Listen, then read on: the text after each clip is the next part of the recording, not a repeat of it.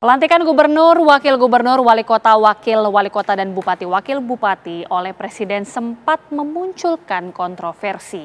Namun, pakar hukum tata negara di Surabaya menilai secara yuridis normatif, pelantikan kepala daerah secara serentak ini tidak menyalahi konstitusi.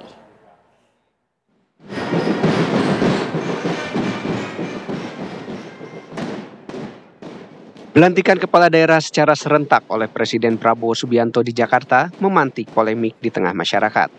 Pandangan masyarakat terbagi dua. Di satu sisi, menilai pelantikan wali kota, wakil wali kota atau bupati, wakil bupati menjadi wewenang gubernur dan dilakukan di ibu kota provinsi masing-masing. Pakar hukum tata negara Universitas 17 Agustus Surabaya, Hufron berpendapat setelah menelusuri dan mengkaji peraturan perundangan, Presiden berwenang melantik kepala daerah secara serentak karena sudah ada perubahan pasal dalam peraturan perundangan yang mengatur hal tersebut. Muncul juga pertanyaan dari sejumlah kalangan kenapa pelantikan kepala daerah dilakukan di Jakarta bukan di ibu kota Nusantara.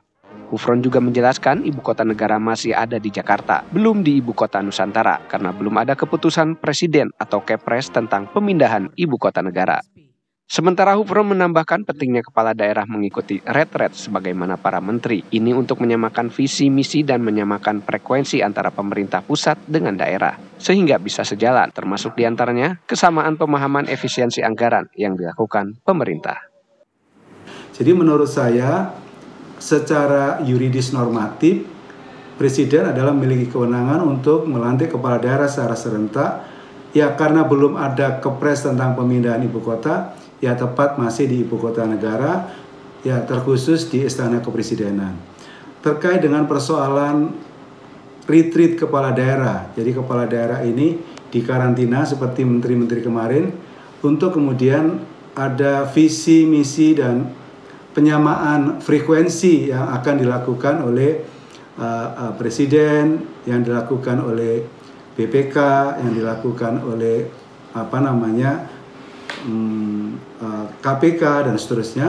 Menurut saya juga ada baiknya agar kepala daerah itu tahu apa visi misi dari Presiden sebagai kepala pemerintahan, agar nanti berjalan pemerintahan baik di pusat maupun di daerah itu adalah tegak lurus begitu. Jangan sampai ada kebijakan yang daerah tidak sesuai dengan polisi di pusat. Memegang teguh Undang-Undang Dasar. Dari Jakarta dan Surabaya, tim TV One mengabarkan.